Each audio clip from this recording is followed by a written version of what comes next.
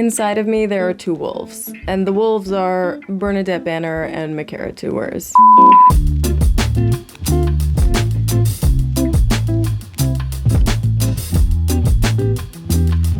Hello and welcome back to my YouTube channel. My name is Maya, and today I'm gonna be making stuff.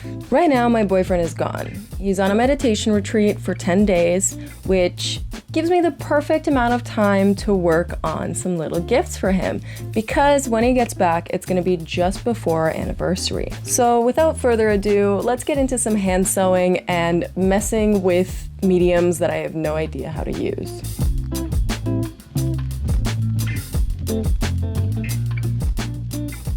Since my partner is gone, I wanted to take advantage of the fact that I could test out a technique that I had been thinking about for a while. Essentially, it's a method of using resin with polymer clay in order to create a ceramic effect. Since resin takes 48 hours to cure, I had no way to do this while he's home.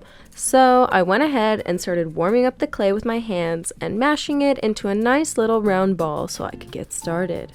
Once it was nice and pliable, I fought it some more, now with the rolling pin. I had to do this process a couple of times because of course it had cracks from me not warming it up enough, and also when I realized that I didn't have enough clay for the shape that I wanted to roll out.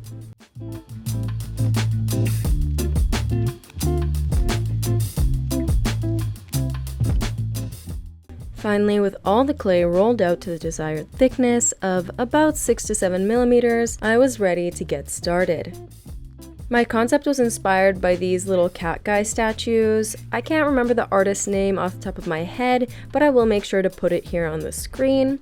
And since my boyfriend is hard at work meditating, I wanted to create two little anthropomorphic horses seated cross-legged, meditating.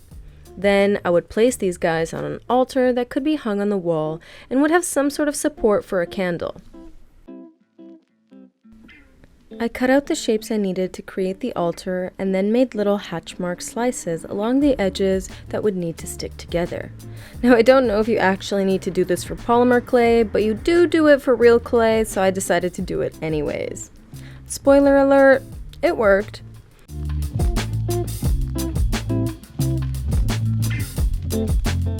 Once my little altar had come together, I set it aside to stiffen up before the oven while I got started on my little horse guys. I began with the illustrious sausage technique, rolling out little tubes to make their little crossed legs and then attaching a torso, arms, and a head.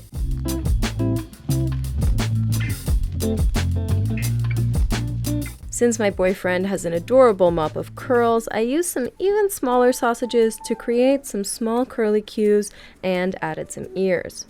I tried to make the face shape horse-like, and I'm not sure if I succeeded, but I guess you can be the judge of that. Once I finished up my mini horse boyfriend, I got started on my mini horse me. I think the horse head shape was a bit more successful on mine, and I gave her my dream length hair that really added to the horse's main vibe. Now that my little guys were all ready, I prepared a tray that would go into the oven. After preheating the oven to 275 degrees Fahrenheit, I popped my polymer clay babies into their incubator to emerge stronger than ever and ready for painting. I made sure to place them on a supporting aluminum foil piece. It's a burner bag catch thing, I was out of tin foil. So that as they warmed up, they would stay in their shape and not deform. A little longer than a few minutes later.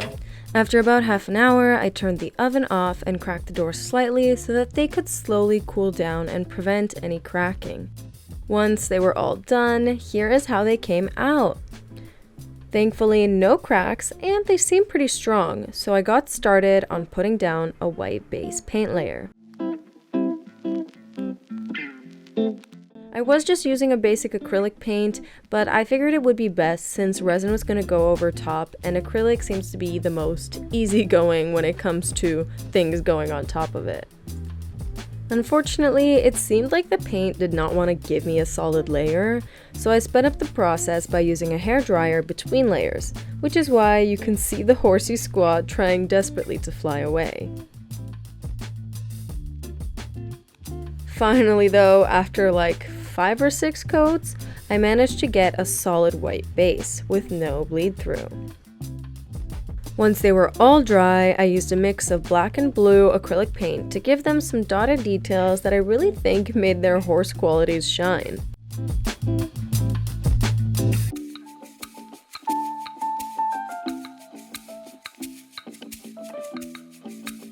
And once our little guys were done, I got started on the background within the altar. This is when disaster struck. As I was painting this zebra cloud monstrosity, I was really trying hard to convince myself that it was really working. But once I tested it out with the little meditators, it was clearly horrible. So I went through that repaint to white process all over again, although I won't force you to suffer through it with me. I'll just say it took the whole evening and I had to delay working on the altar until the next day. But once it was all done, I decided to approach the background differently the second time. First off, I figured if I used a lighter, more subtle medium, I could more easily cover it up if I wasn't happy with it. So I decided to start with some colored pencils. And funnily enough, I found that I really loved the subtle nature of it, and when I mixed in some watercolor markers, I really hit the jackpot. After finishing up the final details on the background, I painted my little figurines with my boyfriend in a light eggshell blue and myself in a sunny yellow. Something about our auras, I think. After gluing in the figurines with some super glue, I also needed to figure out how a candle would be supported. So I came up with this little campfire stones idea that would sit in a circle just in front of the figures and would be tight enough to wedge in a candle. So after baking some little polymer clay balls, painting them white, and then gluing them onto the altar with super glue, it was finally ready for the resining. This resin is supposed to degas itself, and it seems to have done it great in past projects, so I gave it a quick mix and then started pouring it all over our little altar.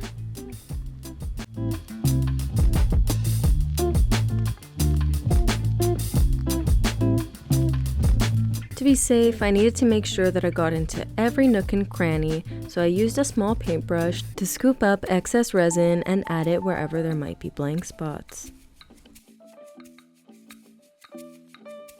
Once I was pleased with it, I left it to cure and I poured the excess resin into this candle mold I have because I just thought, I'm sure I can make something cute with this. Might as well not let that resin go to waste. Now we can leave all that resin to relax for 48 hours, and in the meantime, let's get started on the second part of the gift.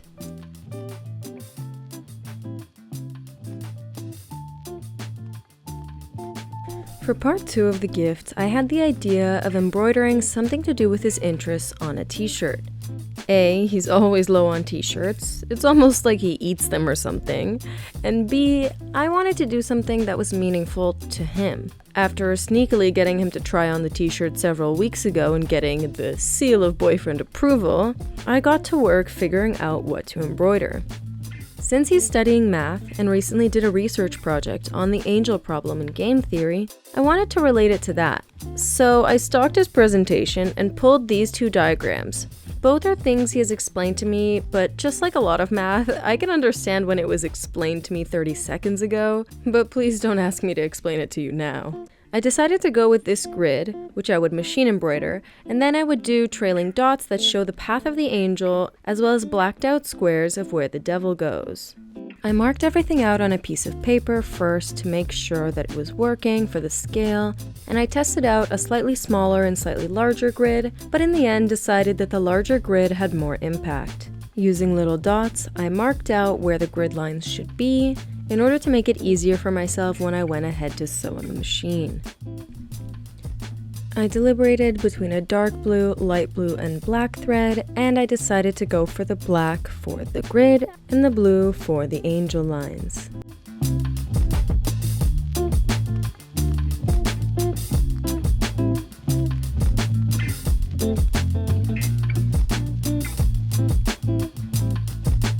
After a painstakingly long process, the grid was finally done. I tried on the shirt just to take a look and make sure that everything was lined up, and since it was looking good, I decided to mark out the path of the angel and the devil. And with that, it was time to hand sew. Now I do really love hand sewing, but sometimes it can get a little tedious. For filling in the black devil boxes, I wanted to use a almost zigzag stitch look to create this filled in effect.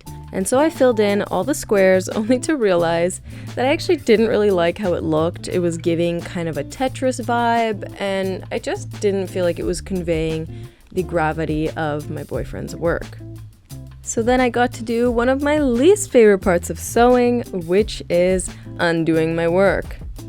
Since I had worked the thread back and forth in a kind of complicated way to make it not easy to pull out, I kind of screwed myself. So I ended up just seam ripping all the loops that I could find and ended up with a almost Sid from Toy Story Barbie-esque head. It was looking a little bit crazy, but after seam ripping and pulling for what felt like forever, it was finally back to square one. Now I had to reassess my plan. I wasn't really thrilled with how that grid idea was turning out, but I did like the overall grid. I just didn't know what to do to mark the points. After going back to the two diagrams, I had an idea. I was pretty sure that P meant the path of the angel, so I was pretty sure that if I intersposed these two diagrams and made the P line up with where the angel ended up, that it should make sense math-wise. I tried to do some Googling, but all the explanations only left me more confused, and unfortunately the only person I could ask about it would have been my boyfriend, who not only was this a surprise for him, but also he was at a meditation retreat. So I decided to make an uneducated guess and go for it. This meant that I would have a lot more detailed embroidery to do, but listen, I'm game for that. So let's start with embroidering these letters.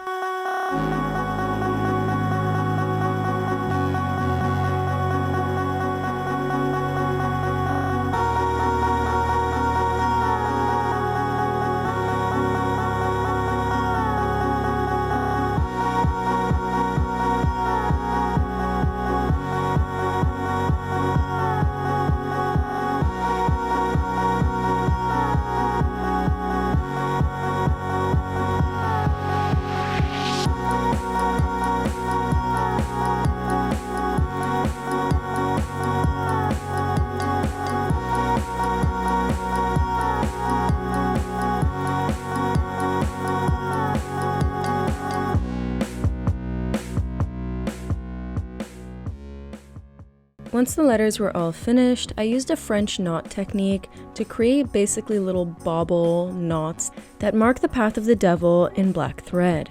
A French knot stitch is created by putting the needle through to the face of the fabric, then wrapping your thread around it several times. In this case, I did 4 or 5 to give them some variety, and then putting the needle towards the back face of the fabric through the same hole. Or you can do a couple threads over if you want a more oblong shape. After the path was all marked out, I got started on the dashed line that would represent these lines in the original diagram. For this dashed line, I employed a half back stitch in order to keep gaps between them, but at the same time, I was worried that just a running stitch would be a little too weak. I was so relieved that it was finally coming together, and I was really pleased with how it was turning out. All that was left was to do the rest of the dashed lines and add the letters that were going to be on the grid itself.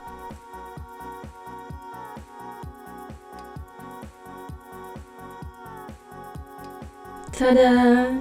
It's finally time to add the very last letter, the P, and our little angel with some blue thread.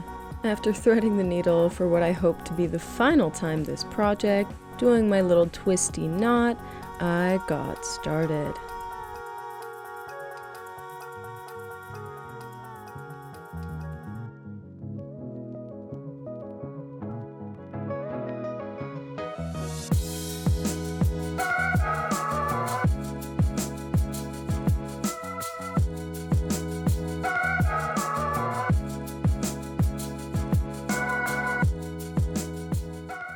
Now in the home stretch, all we have left is to mark out the path of the angel with the same French knot stitches and do the final letter P.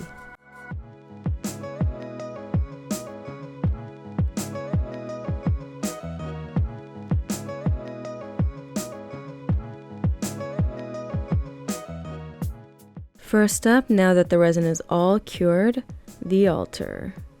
I'm so pleased with how it turned out. I think both of the little horse guys really represent me and my boyfriend, and I found this funky candle that I felt went with it really well.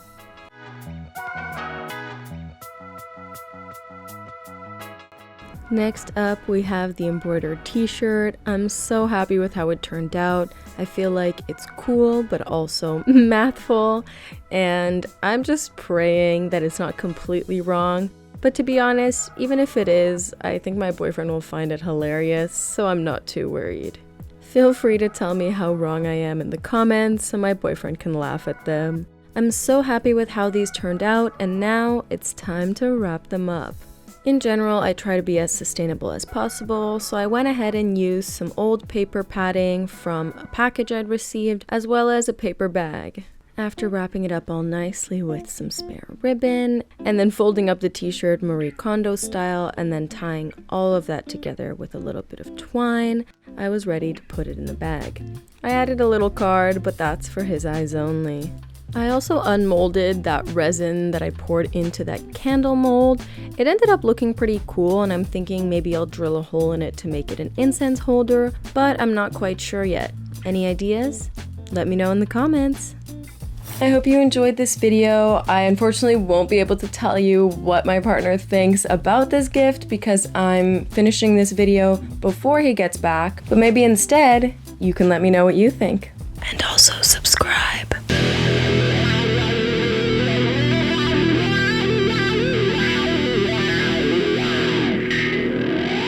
Read the care tag.